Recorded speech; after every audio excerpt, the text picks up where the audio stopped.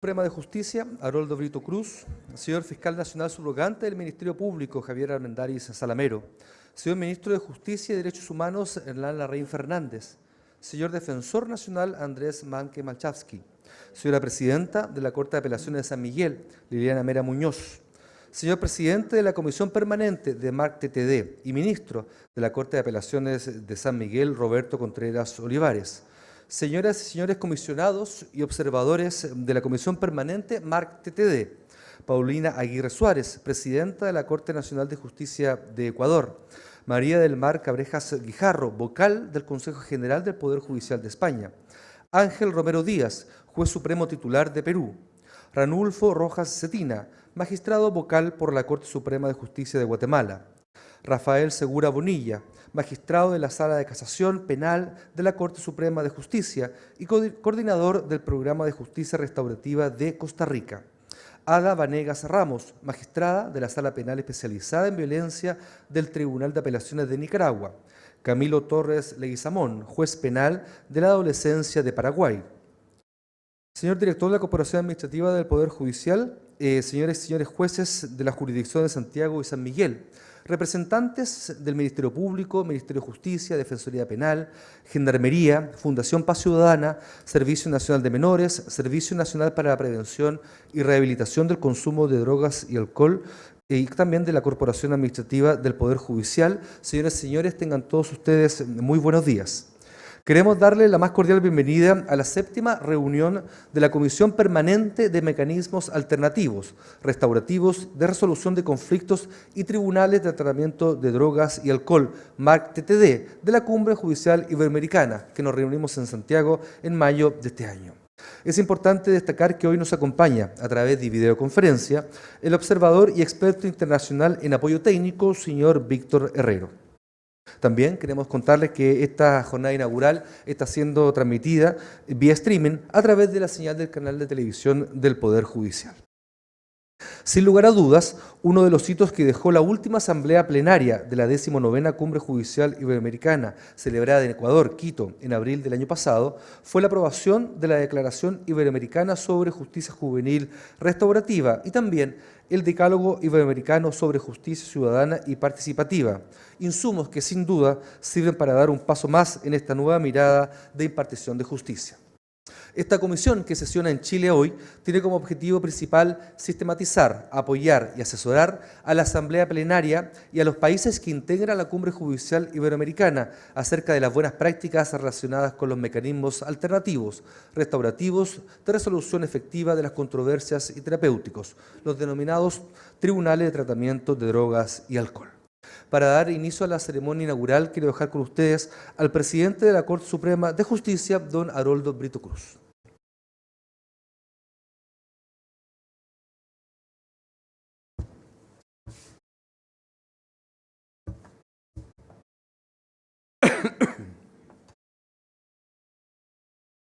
Al iniciar esta brevísima intervención, quiero saludarlos a todos, agradecerles que hayan venido a trabajar en esta ciudad con nosotros, con nuestra hospitalidad que es grande, que es muy sentida, para tratar uno de los temas que en mi criterio y en criterio de la cumbre, y me atrevería a decir de la judicatura hispanoamericana, parece ser esencial.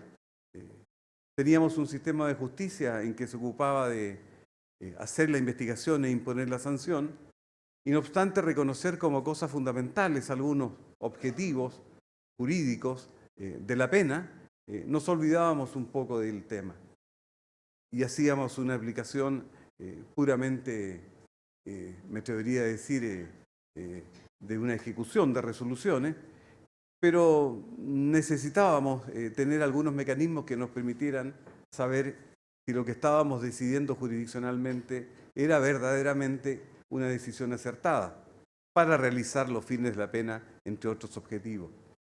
De suerte que este tema, creo yo, es vital para valorar nuestro sistema de justicia penal.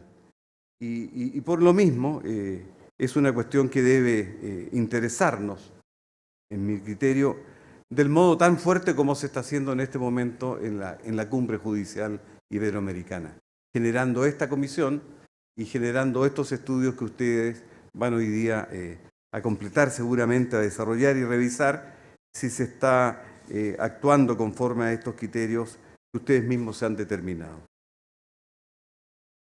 El Poder Judicial tiene la convicción que el intercambio de ideas y experiencias y la cooperación entre las judicaturas de nuestra región son un elemento fundamental para el desarrollo de nuestras instituciones, en beneficio de las personas que requieren de la actividad jurisdiccional. En definitiva, actividades como estas resultan necesarias para garantizar el goce del derecho del acceso a la justicia.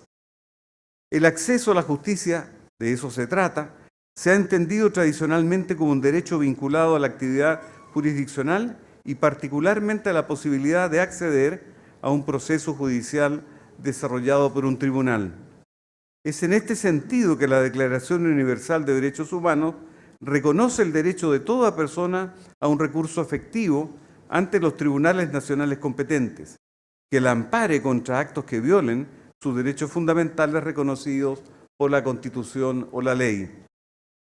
En términos similares, el Pacto Internacional de Derechos Civiles y Políticos reconoce que todas las personas son iguales ante los tribunales y cortes de justicia. Toda persona tendrá derecho a ser oída públicamente con las debidas garantías por un tribunal competente, independiente e imparcial, establecido por la ley en la sustanciación de cualquier acusación de carácter penal formulada contra ella o para la determinación de sus derechos o obligaciones de carácter civil. ¿Por qué hago la referencia? Porque estimamos, y entiendo que ustedes es el trabajo que están desarrollando, porque estimamos que la ejecución, siendo una cuestión también de corte jurisdiccional, tiene que vincularse necesariamente con los conceptos jurídicos fundamentales que rigen el proceso y rigen toda clase de asuntos vinculados al sistema de justicia. No podemos hacer una distinción, creo yo, sería una cuestión insuficiente, entender referida a las normas fundamentales para el proceso jurisdiccional de adjudicación y no vincular la misma norma básica a los efectos del cumplimiento de la sentencia. De allí que crea oportuna la cita que estoy haciendo. Para comprender estas ideas, el antecedente que nos proporciona esta cita del profesor Neil Andrews. Igual que la molécula del ADN, el sistema de justicia civil estaría formado por una parte por la cadena del proceso ante los tribunales y por otra por la cadena de los mecanismos alternativos de resolución de conflictos. De esta forma, el proceso y los mecanismos alternativos de resolución de conflictos debiesen tener una relación complementaria, no excluyente y de mutua colaboración. Por tanto, las políticas en materia de justicia debiesen tender a ampliar el espectro de mecanismos de solución de conflictos sin hacerlos competir y de forma tal que la vía judicial no desaparezca de vista, porque las partes hayan presentado un caso a mediación ni que los tribunales dejen de fomentar el uso de los mecanismos alternativos porque las partes hayan optado inicialmente por la vía judicial. La idea, así la entiendo, parece ser que hay que ofrecer diversas soluciones. El proceso tradicional, jurisdiccional puramente tal, no necesariamente es la única solución que habría de tenerse en cuenta. Parece que la representación, la necesidad de ser eficientes, nos obliga a tener capacidades para generar mecanismos alternativos y capacidades para elegir cuál es el mecanismo adecuado para el caso en cuestión de que se trate. No es posible actuar correctamente con criterios de completa generalidad. Hay que tener capacidades para ir a observar y a distinguir cuál es el remedio más adecuado al caso en concreto. Dice el Centro de Estudio de la Justicia de las Américas que entre las 10 ideas del modelo de reforma a la justicia civil, a este elemento como el gran desafío para adaptar la tramitación de los procedimientos a la complejidad de los casos. Entregar el impulso procesal exclusivamente a las partes y que el juez sea un convidado de piedra es un desacierto, ya que no le permite garantizar la economía procesal, entre otros principios.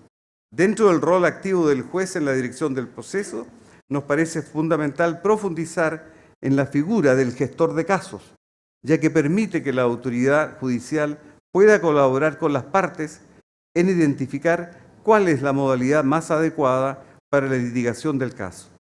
Ahora bien, como jueces y como juezas estudian los casos, de qué forma se reúnen con las partes o cómo promueven los acuerdos sobre la litigación particular, son los grandes interrogantes que consideramos cruciales para los efectos de reforma en la región. Estas y otras, por cierto, las que ustedes tienen pensado discutir, son las cuestiones realmente fundamentales a los efectos de tener un sistema de ejecución jurisdiccional que garantice el que el proceso termine realizando bien lo propuesto al inicio, esto es, la sanción y la rehabilitación como cuestiones que están vinculadas a una judicatura penal verdaderamente moderna, centrada en el derecho y en las garantías constitucionales. Bueno, estas son unas pocas reflexiones al inicio del trabajo. El objetivo verdaderamente fundamental para mí es saludarlos, desearles el mayor de los éxitos de estos trabajos tan importantes y que tengan una estupenda permanencia con nosotros. Muchas gracias.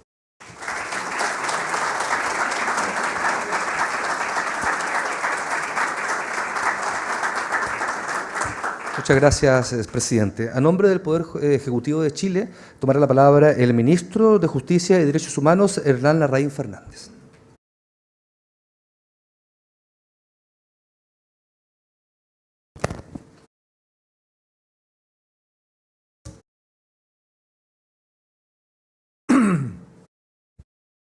Tengan todos ustedes muy buenos días.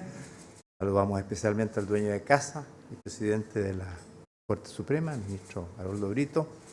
Muy especialmente a todas las invitadas e invitados que desde distintos rincones de nuestra Iberoamérica nos honran con su presencia, con su visita y con su participación en este seminario, al igual que a todos los que hoy día se encuentran participando en él junto a nuestras autoridades nacionales. En verdad, para nosotros, para nuestro gobierno, es verdaderamente honroso poder saludarlos al inaugurar esta cumbre en las dependencias de nuestra ilustrísima Corte Suprema de Chile, a propósito de esta reunión de la Comisión Permanente, MARC-TTD, de la Cumbre Judicial Iberoamericana, que en esta oportunidad versará sobre nuevos paradigmas de justicia, como son los denominados mecanismos alternativos de resolución de conflictos. Como lo reconoce la Convención Americana de Derechos Humanos y también muchos otros tratados internacionales, el acceso a la justicia forma parte esencial de los derechos humanos, el cual forma parte también sustantiva de la configuración y desarrollo de los sistemas jurídicos latinoamericanos por un hecho muy simple. Es el que permite viabilizar, hacer real, hacer carne el ejercicio de los demás derechos por parte de la ciudadanía. Por tal motivo, propiciar las condiciones adecuadas para su uso, para su goce efectivo, representa un desafío que es permanente para los Estados y que lo es particularmente para los ministerios de justicia y ciertamente para los poderes judiciales. Cuando falla la administración de justicia, la ley se convierte en letra muerta. Y esa falta de contención hace que la ciudadanía se sienta en la indefensión. Ahora bien, desde un punto de vista conceptual, el acceso a la justicia ha sido comprendido de muy diversas maneras.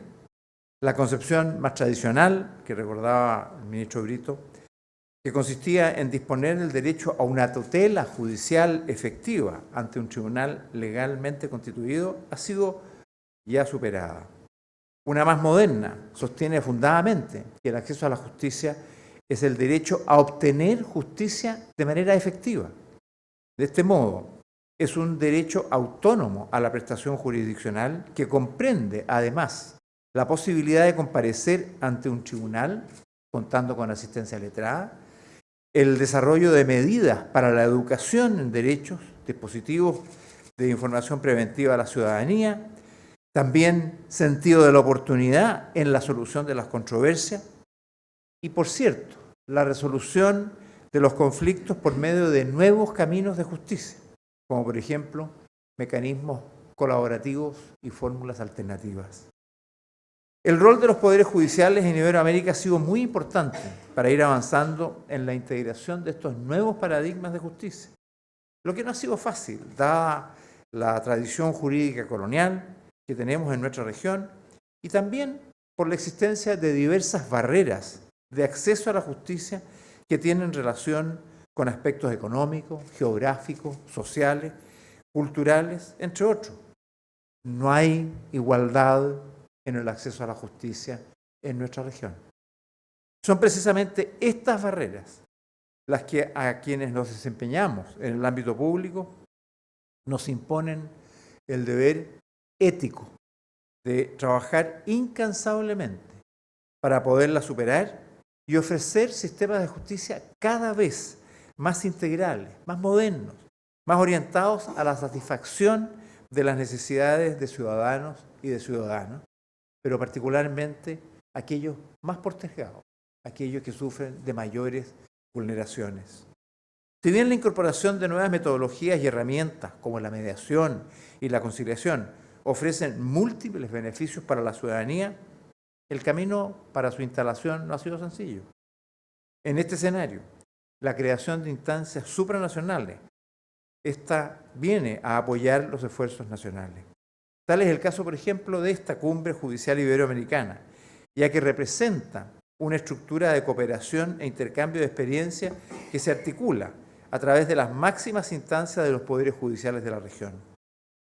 Desde su génesis en 2004, ha contribuido a la construcción de un acervo cultural que nos es común a todos y que ha favorecido, en cierta manera, también al propio sistema democrático.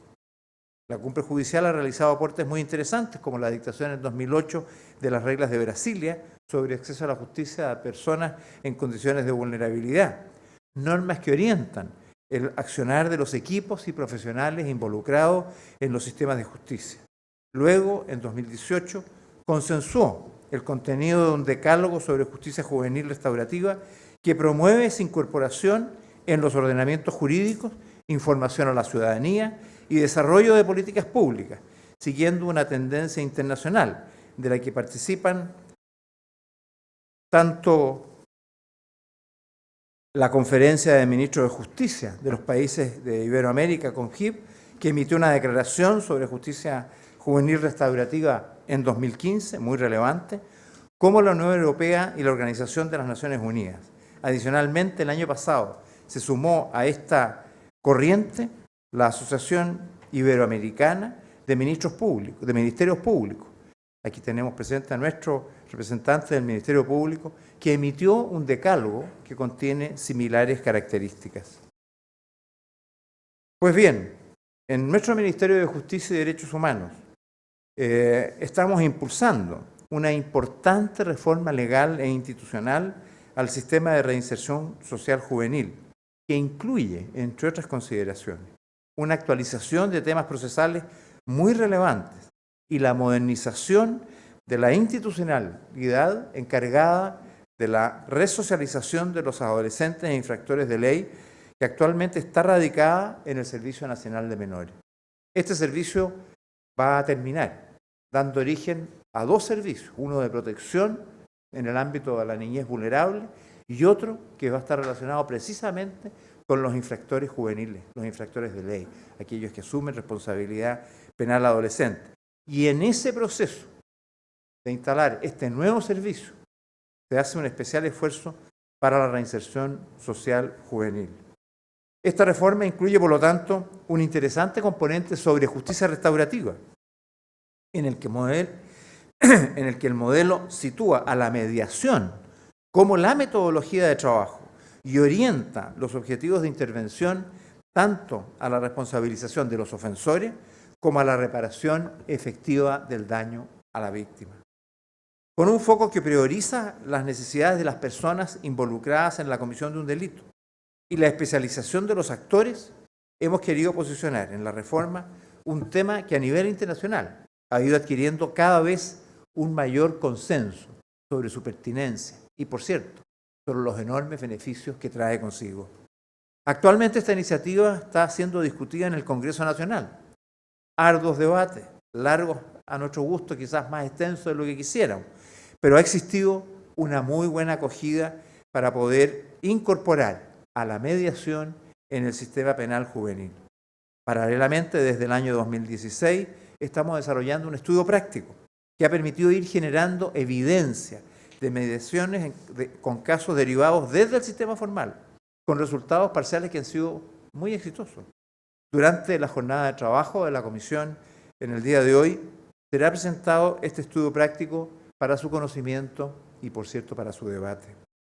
La participación del Poder Judicial en la ejecución de esta iniciativa a nivel local ha sido muy relevante y esperamos que tanto nuestra excelentísima Corte Suprema pueda adherir al convenio institucional de derivación de casos del estudio práctico con el cual se completaría el circuito institucional, ya que hasta ahora han participado y comprometido su asistencia activa tanto la Defensoría Penal Pública como la Fiscalía Nacional o Ministerio Público. Estamos sin duda ante un promisorio desafío de modernización del sistema judicial, en el cual la participación de nuestro Poder Judicial es fundamental, tal como lo ha sido en tantas otras iniciativas que ya hemos impulsado en forma conjunta en otros ámbitos. A modo de cierre, quiero simplemente desearles una muy provechosa jornada de trabajo a los miembros de esta comisión permanente que han venido a Santiago desde sus respectivos países. Esperamos que su labor se proyecte en el tiempo como un aporte sustancial para el fortalecimiento del derecho humano de acceso a la justicia en toda nuestra Iberoamérica, derivando, en último término, este esfuerzo en mejores condiciones de vida para el pleno desarrollo de hombres y mujeres que habitan en nuestras naciones. Muchas gracias.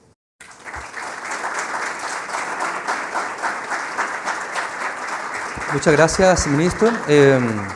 Aprovechamos de agradecer la presencia del presidente de la Corte Suprema y también del ministro Larraín, ya que por su agenda propia de su cargo deberán abandonarnos en esta ceremonia. Muchas gracias, presidente, y muchas gracias, ministro.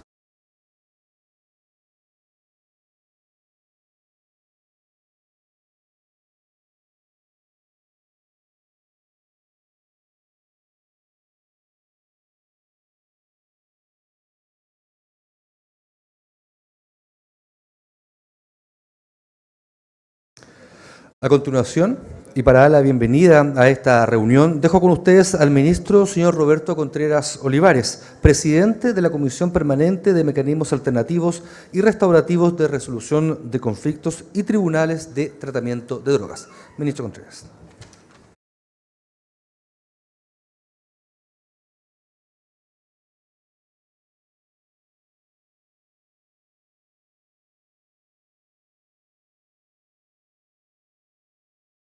Bien, muy buenos días. Un saludo especial a las autoridades presentes, a los representantes de las instituciones que se han mencionado en el inicio de esta jornada y que componen lo que son los mecanismos alternativos y restaurativos de resolución de conflictos y tribunales de tratamiento de drogas. Saludo a nuestros invitados, a los colegas, a los estudiantes que también están en esta mañana, en esta jornada tan especial para nosotros. Quiero hacer un especial saludo y agradecimiento a la organización de este evento, porque sin ellos yo creo que sería muy difícil poder lograrlo. Quiero agradecer a la Corporación Administrativa del Poder Judicial, porque permite a través de los recursos, todos estos que son necesarios, como digo, poder realizar esta jornada. También, bueno, todos los que participan a través de la Corte Suprema y del Poder Judicial. También saludar a la Secretaría Técnica de la Comisión, que también es la unidad de apoyo de los tribunales de tratamiento de drogas a nivel del país, porque ellos también, como digo, colaboran intensamente para esta realización. Pero quiero dar la especial bienvenida a nuestros comisionados con quienes vamos a trabajar en estas dos jornadas. Y los quiero mencionar porque yo creo que tiene la importancia de que han podido trasladarse hasta acá y que van a hacer los aportes necesarios para poder contribuir en esta mirada, yo creo que distinta, novedosa, trascendente quizá, de lo que son utilizar estos nuevos mecanismos alternativos al juicio tradicional. Saludo entonces a Paulina Aguirre, que es representante de Ecuador. Voy a dejar de lado los cargos, ya los mencionaron. Saludo a María del Carmen Cabrejas, que nos acompaña desde España. A Ángel Romero, que viene desde el Perú. A Ada Venegas, que viene desde Nicaragua, ¿cierto? A Ranulfo Rafael Rojas, que viene desde Guatemala. A Camilo Torres, de Paraguay. Y a nuestro amigo Rafael Segura, de Costa Rica.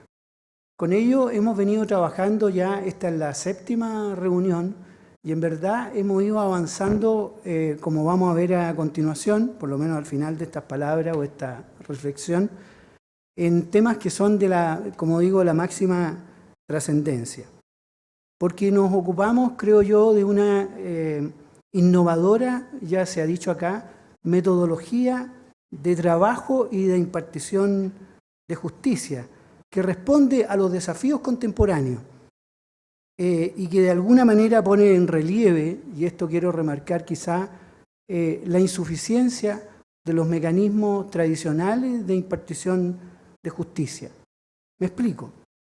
La visión tradicional de la impartición de justicia es que ésta se manifiesta preponderantemente en la sentencia, que se resuelve por medio de una autoridad, un juez, ¿cierto? Una pretensión de relevancia jurídica, de suerte tal que el tránsito precisamente para esta resolución definitiva o sentencia definitiva se hace a través de un proceso, ¿cierto?, que está más o menos reglado exhaustivamente a través de una pretensión, ¿cierto?, una discusión sobre esa pretensión, un periodo de prueba, periodo de alegaciones de las partes y finalmente la sentencia definitiva. Esta manera de comprender la labor no solo del Poder Judicial, sino que de todos los componentes del sistema de justicia está consagrada en nuestras normas que rigen lo que es la impartición de justicia, tanto en nuestra Constitución Política de la República, en el artículo 76 de la Carta Fundamental chilena, como en el primer artículo del Código Orgánico de Tribunales. Y allí se señala que la facultad de conocer, juzgar y hacer ejecutar lo juzgado pertenece exclusivamente a los tribunales de justicia, poniendo énfasis precisamente en esta misión que se traduce en la dictación de una sentencia definitiva, que es la de el juzgamiento del caso. No obstante, los datos que entrega la experiencia contradicen esta afirmación de que la sentencia viene a ser el centro de la actividad jurisdiccional. Veamos, en el orden penal del 1.400.000 delitos que se denunciaron al Ministerio Público en el año 2018, solo fueron judicializados cerca de 600.000 delitos. Eso equivale a un 44% de todos los delitos denunciados. Y de aquellos, de aquellos, tal como ocurre en el ámbito penal, ¿cierto?, viendo lo que ocurre en el ámbito de familia fundamentalmente y laboral, la situación es más o menos similar, porque como en el ámbito penal solo el 38% de los asuntos judicializados llegaron a sentencia definitiva, en el ámbito de familia y laboral las sentencias definitivas no superaron el 25% de las pretensiones incoadas en esos ámbitos o en esas materias. Solo un ejemplo, las conciliaciones, avenimientos y transacciones en materia laboral ascienden a más del 55% de todas las cuestiones que se conocen en ese ámbito laboral. Esta aproximación equívoca acerca de lo que constituye la tarea fundamental del Poder Judicial ciertamente no es inocua y produce algunos efectos que se han ponido en relieve, ¿cierto?, a través de un informe sobre el posicionamiento estratégico del Poder Judicial chileno con motivo de una consultoría que se realizó en Chile en el marco del programa del Banco Interamericano de Desarrollo en el año 2013. Y allí se revelaron como primera hipótesis negativa para la percepción del Poder Judicial la desinformación y desigualdad en la impartición de justicia. Ello considerando que habría una justicia, se dice allí en ese informe, poco equitativa, con calidad solo para unos pocos, carente de independencia en su quehacer y vulnerable frente a los otros poderes del Estado. En el ámbito iberoamericano que nos ocupa, esta constatación de resultado no es distinta. Lo pone de manifiesto un artículo que escribe nuestro colega que pertenece a Puerto Rico, que trabaja con nosotros también en la Cumbre Judicial Iberoamericano, Sigfrido Steidl, que se denomina El futuro de los poderes judiciales de Iberoamérica. Sigfrido nos aclara que referirse acerca del futuro o del porvenir de los sistemas de justicia de Iberoamérica supone referirse primero y analizar el presente. Y él señala 5 características que coinciden de alguna manera, las voy a mencionar, con aquel informe en el marco de este proyecto del Banco Interamericano. La primera, ¿cierto? La primera característica que es común a los países iberoamericanos es, número 1, la desconfianza, dice, en la institución por la incapacidad en la resolución de los problemas de las personas con escaso compromiso social y creciente politización. 2, la menguada independencia judicial por interferencia principalmente externas. 3, carencia de un rol más protagónico en atención a los novedosos desafíos contemporáneos y mayor complejidad de los asuntos. 4, el aumento del litigio y la judicialización por una comprensión proactiva del ejercicio del derecho a la justicia. Y 5, el desarrollo tecnológico y sus implicancias en la administración de justicia. Ciertamente, la constatación de que nuestra percepción está equivocada y podría producir entonces una cierta disfuncionalidad en nuestro quehacer, supone intentar cuáles son los mecanismos o acciones necesarias para enfrentar los nuevos escenarios que se revelan a través de esta constatación. La Cumbre Judicial Iberoamericana, a partir del año 2016, ha puesto como pilar en su quehacer lo que se ha denominado la cultura de la paz y supone, desde mi perspectiva, 2 cuestiones fundamentales.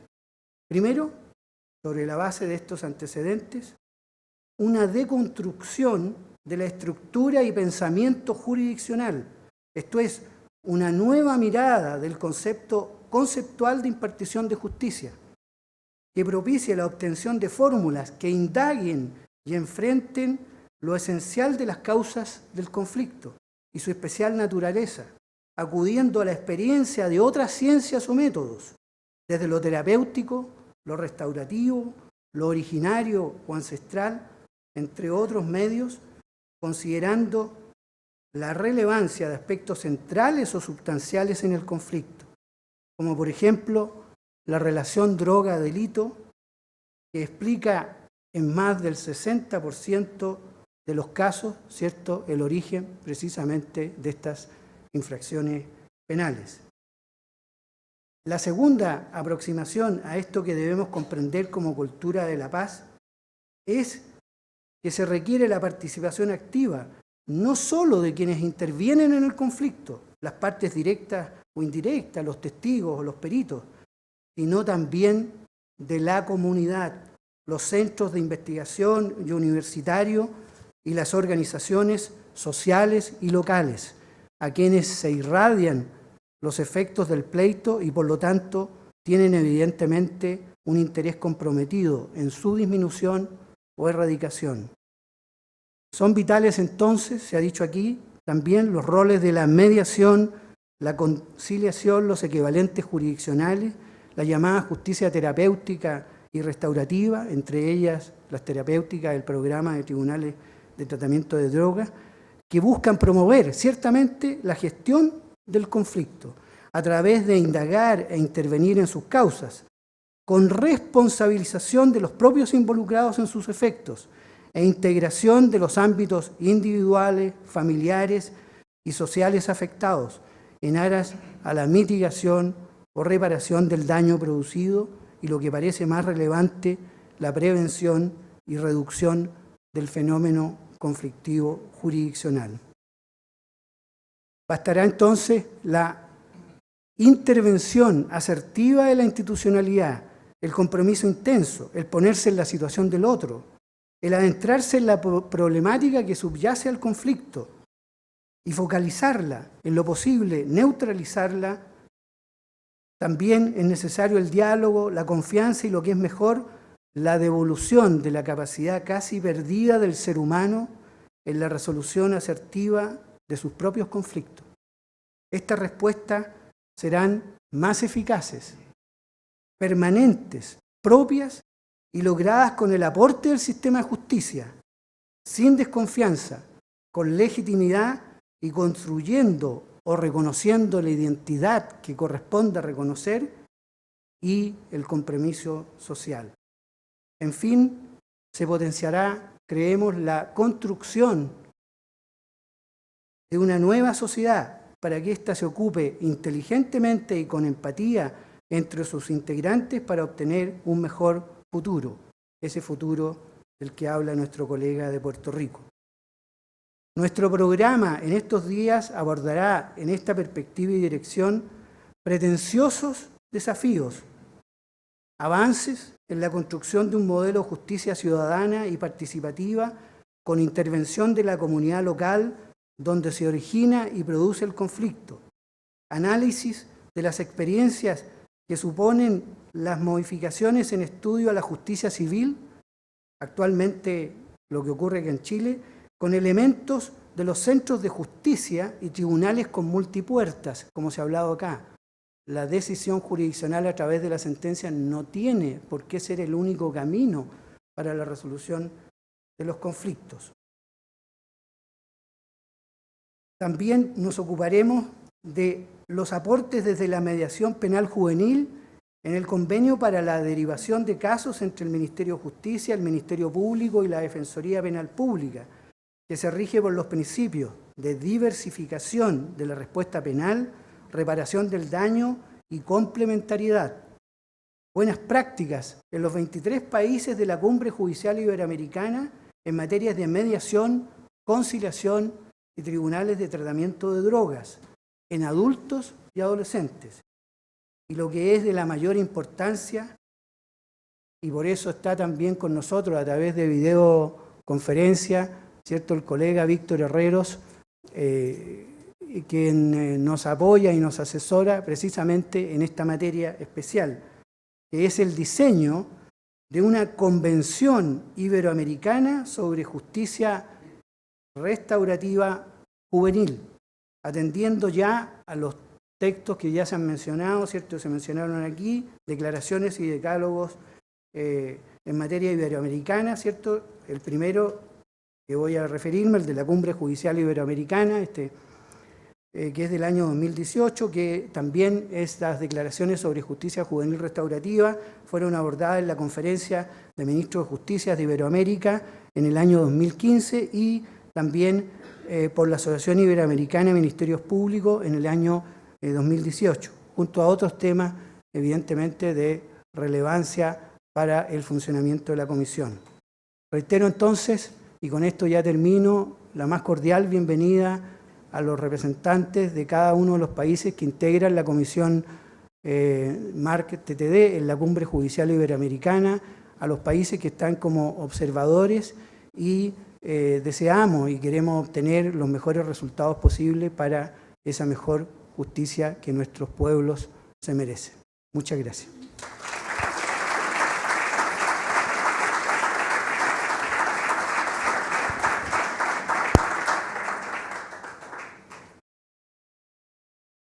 Muchas gracias, ministro Contreras, quien es presidente de la Comisión Permanente de Mecanismos Alternativos y Restaurativos de la Resolución de Conflictos y también de los TTD. Invitamos a dirigirse a la audiencia al Defensor Nacional, señor Andrés Malke Malchavsky.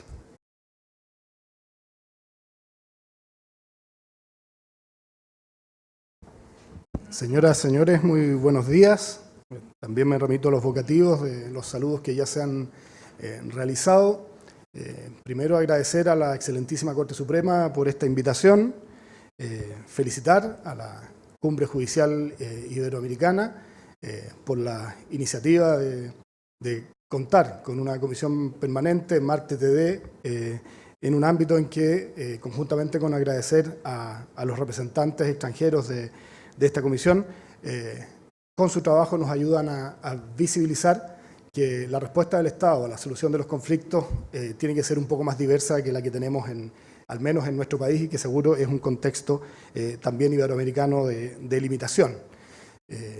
Felicitar en particular al ministro Roberto Contreras por el liderazgo que tiene en el funcionamiento de la comisión MARC-TTD, y también para los representantes extranjeros que seguramente lo saben, pero reiterarlo, él también ejerce un liderazgo aquí en estos ámbitos, en nuestro sistema de justicia, particularmente a propósito de los tribunales de tratamiento de droga, pero toda la visión del Poder Judicial en esta misma materia.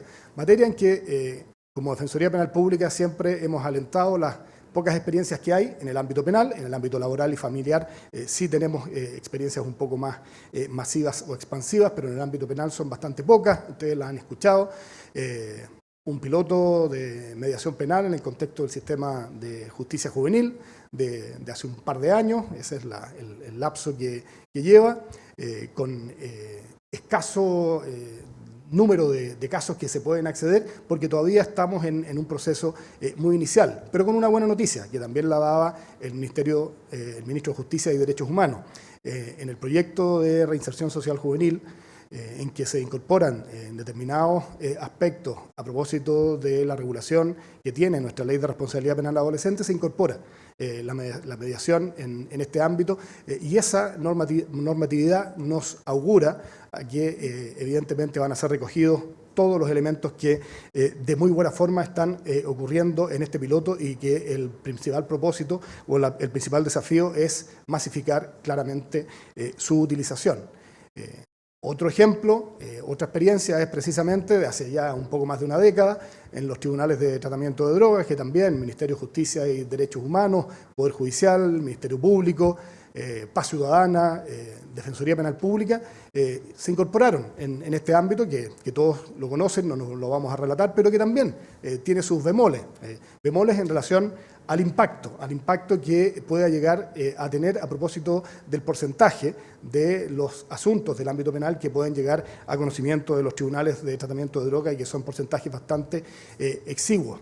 Eso tiene una doble complejidad. Uno, porque eventualmente los excelentes resultados que ellos arrojan nos permiten identificar que eventualmente estamos generando desigualdades ante la ley, atendido que no todos los ciudadanos que acuden al sistema de justicia tienen acceso a estos mecanismos. Y el otro es que efectivamente el desafío de poder lograr bajo dos líneas. Una, la mediación ya lo está logrando, pero tener un ámbito que lo regule normativamente. Esto partió como un piloto, se pensó que se iba a ir masificando y regulando normativamente, eso no se ha conseguido, y por lo tanto celebramos tanto la impronta del Poder Judicial y del Poder Ejecutivo en orden a adelantar que está dentro de la cartera de proyectos el darle normatividad a los tribunales de tratamiento de drogas en nuestro país, desafío que debiese ser complementario con aumentar o elevar la categoría de delitos que se incorporan a esta forma de solución del conflicto penal, porque hoy día el alcance que tiene es bastante limitado, como señalaba anteriormente, y claramente las cifras que ha dado el ministro Contreras respecto de los casos en que existe el efecto de alguna droga en la comisión de los ilícitos, si lo llevamos al caso de los delitos violentos, el porcentaje de incidencia del efecto de alguna droga en esa comisión aumenta más de un 75%. Es ahí donde eventualmente tenemos que poner énfasis en sacarle provecho a los buenos resultados que están dando estas experiencias en el contexto de ¿qué? En el contexto en que ya hay evidencia empírica que nos demuestra los daños que la respuesta tradicional del sistema punitivo, solo la sanción retributiva que habitualmente tenemos a la vista, causa en la vida de las personas, desde el punto de vista laboral, social, económico, educacional, cultural, que evidentemente es algo que llama la atención y que tenemos que abordarlo como Estado, sobre todo un Estado democrático de derecho. Ello genera, naturalmente, estigmatizaciones de los grupos de siempre, los que son conocidos como los grupos vulnerables, a los cuales se les vulnera habitualmente los derechos, personas que hoy día son conocidas, pero se siguen vulnerando los derechos de esas personas. Estamos hablando de jóvenes, de mujeres, de migrantes, de indígenas, y todos cruzados por quizás la mayor y más grave condición de vulnerabilidad, que es la pobreza. Generamos un sistema de justicia penal en que las personas que se incorporan en él mayoritariamente son personas pobres. El efecto más grave de esa investigación o esa inmersión en el sistema de justicia penal, que es la privación de libertad a propósito de la prisión preventiva y la internación provisoria, se aplica mayoritariamente a las personas pobres o a las personas pertenecientes a los grupos vulnerables, lo que no es una percepción. Ya hay estudios de la Facultad de Economía y Negocios de la Universidad de Chile que, cruzando por más de 6 años antecedentes del sistema, demuestra que la posibilidad de una persona pobre quedar en prisión preventiva aumenta en 12%, y si es que uno es mapuche, aumenta en un 25%. Si es que las madres y padres están privados de libertad, sus hijos entran en la fila de ingresar al sistema de justicia penal. Eso también está demostrado con evidencia empírica. La posibilidad de que una persona adulta, no la posibilidad, la pérdida de la fuente laboral, la posibilidad de que cuando lo recupere el porcentaje de ingresos a los que accede son bastante más bajos que las oportunidades que tenía hasta antes de pasar por la privación de libertad. En el caso de los jóvenes, la repitencia escolar que genera el efecto de la internación provisoria, la deserción del sistema educacional que genera esa repitencia, también está comprobado estadísticamente, todo dentro de un contexto en que seguimos avanzando de la misma manera. Más derecho penal, más presos, más cárceles, más delitos por los efectos de la reincidencia que ocurren en nuestro sistema. Más delitos, nuevamente respuesta, más cárceles, genera nuevamente más delitos y el círculo que ya todos conocemos. Un sistema que aborda solamente los efectos del delito y no sus causas que ya conocemos.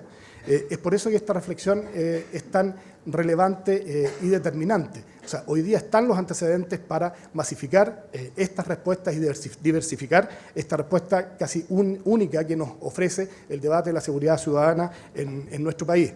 Y cierro y termino estas palabras con una reflexión que no es mía, es segunda vez que tengo la oportunidad de decirla, que es de Cristian Briones, el director de la Fundación Dimas, una persona que estuvo privada de libertad como adulto, como adolescente, por un par de décadas. Hoy día dirige una fundación de reinserción y que en el lanzamiento del proyecto Más R, a propósito de la reinserción que lanzó hace muy poco el Ministerio de Justicia y Derechos Humanos de nuestro país, él expresó que la seguridad combate el delito, las oportunidades combaten la delincuencia. Muchas gracias.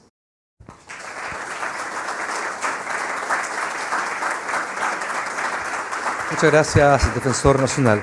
Y para terminar esta ceremonia inaugural, dejo con ustedes al Fiscal Nacional Subrogante del Ministerio Público, Javier Armendáriz Salamero.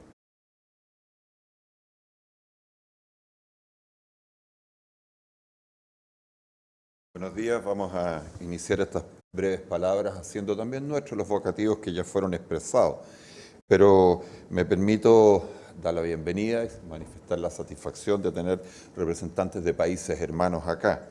También saludamos y agradecemos la invitación del ministro Roberto Contreras en su calidad de presidente de la Comisión MARC-TTD. La verdad que, como ya dijo el señor Defensor Nacional, es un ministro que uno está acostumbrado a verlo a la vanguardia de la innovación y de las ideas. Tengo el encargo del fiscal nacional, don Jorge Abot Charme, de saludarlos, de manifestar su convicción y su convencimiento y su voluntad de llevar adelante estas iniciativas de mecanismos de resolución de conflictos de Tribunal de Tratamiento de Drogas. Y la razón la conocemos, la verdad, cuando uno habla último, la verdad que ya casi todo se dijo, por lo tanto uno tiene que dejar el papel a un lado y decir esto ya lo dijeron y mejor digamos otra cosa o saludemos y nos vamos. Yo pensaba, disculpen que les dé entonces una reflexión personal. El año pasado cumplí 30 años dentro del sistema y a veces me siento un poco como los doctores que combaten la epidemia en África y después de 30 años de trabajo ve que las epidemias están peor de lo que empezaron y que por lo tanto uno es un incompetente o tiene mala suerte, no sé. ¿En qué sentido? En que la seguridad pública, la delincuencia es un problema que no hemos logrado disminuirlo. Y a veces vemos algunos espacios en que se ha vuelto más peligrosa, más armada, niños más jóvenes incorporados. Entonces surge la idea, bueno, si seguimos haciendo lo mismo, la misma represión y la misma prisionización, lo que vamos a lograr es más infractores. Y por lo tanto, cuando uno ve estas iniciativas, que son atisbos, que ya los tenemos hace un tiempo, y la verdad que deberíamos ir más rápido, uno se alegra porque dice, bueno, quizás por acá puede estar la salida con respecto a algunos problemas. El tema, ya sabemos, ¿no? Ya lo hemos escuchado, yo comparto el diagnóstico, tenemos la idea de la justicia restaurativa.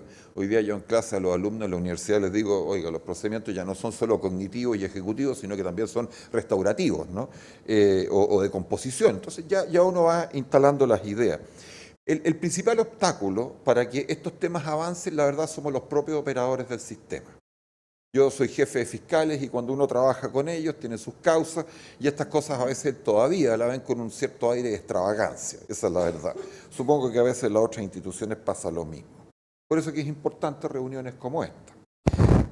Cuando empezamos con los tratamientos de droga, el Defensor Nacional, los tribunales de tratamientos de droga y alcohol, el alcohol sigue siendo el problema más grave acá, yo me acuerdo que por ahí debe haber sido por el 2009, 2010, a la última sesión, cuando fui a la última audiencia de un imputado que terminaba, ¿no? su requisito, le dieron un aplauso.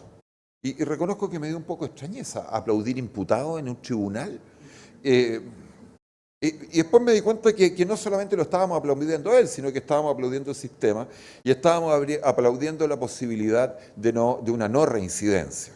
Porque si entendemos que por el alcohol, normalmente también droga, pero el alcohol se delinque y eliminamos quizá el alcohol, a lo mejor eliminamos, ¿no es cierto?, el factor criminógeno y hemos, por supuesto, dado un paso adelante.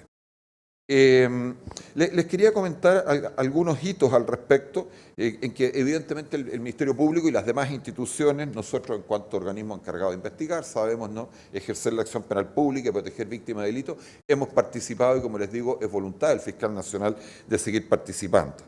Desde luego, el piloto de la mediación penal juvenil que empezó en la Fiscalía que yo dirijo, la Fiscalía Regional que yo dirijo, antes que yo llegara, no es mérito mío, que se ha extendido a la región de Valparaíso el año pasado y para este año, para el 2019, en la región de Coquimbo. Por lo tanto, es una idea que quizá lentamente, pero ha ido avanzando. Lo interesante es que este proyecto sirve de base, y por eso son importantes estas instancias, en cuanto dan los puntapiés iniciales a las ideas y a las directrices, que luego se llevan a la práctica, porque entendemos que está siendo estudiado como materia de ley para la próxima reforma que anunció el señor Ministro de Justicia al Servicio Nacional, que se va a llamar Servicio Nacional de Reinserción Social Juvenil, modificando nuestra ley 20.084, que es la ley de responsabilidad penal adolescente.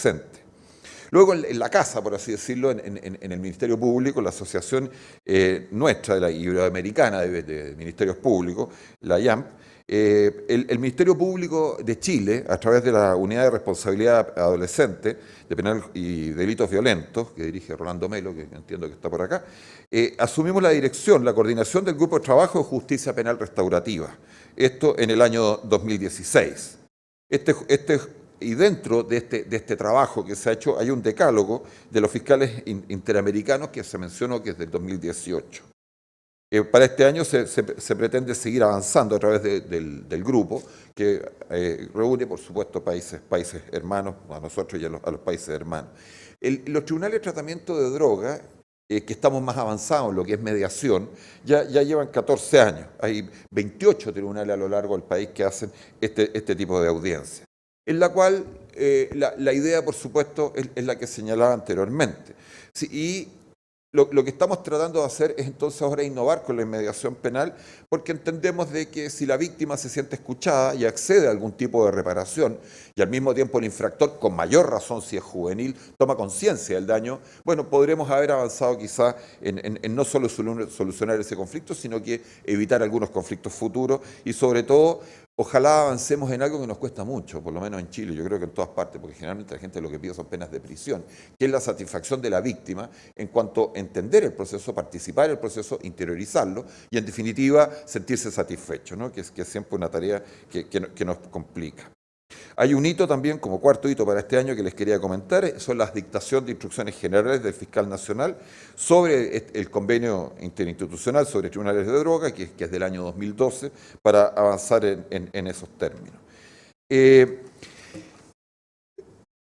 Y termino con una reflexión. A veces estas instancias no nos damos cuenta de la repercusión que tienen.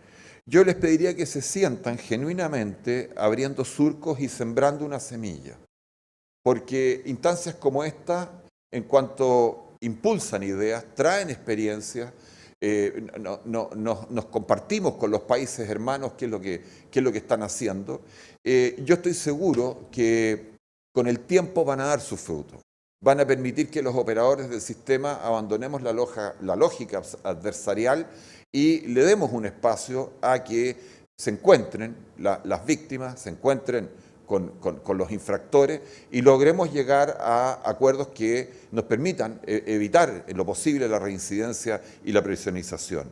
Y en cuanto a los tribunales de tratamientos de drogas y alcohol, yo estoy seguro, después de 30 años, y se los digo de verdad, de ver infractores y de ver los conflictos penales, que si nosotros evitamos, por lo menos dentro de la tremenda variedad de causas que producen los delitos, si por lo menos evitamos las adicciones a este tipo de sustancias, vamos a haber avanzado.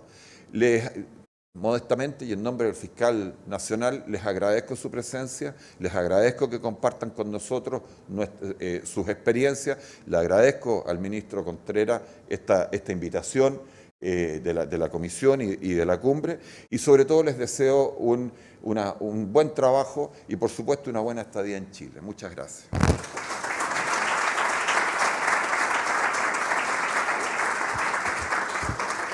Muchas gracias a todos. De esta forma ponemos fin a la ceremonia inaugural de este encuentro internacional. Invitamos a todos los presentes a un café a las afueras de este salón y le pedimos por favor a las autoridades presentes y también a los comisionados y observadores venir adelante porque vamos a tomar la fotografía oficial de este encuentro. Muchas gracias.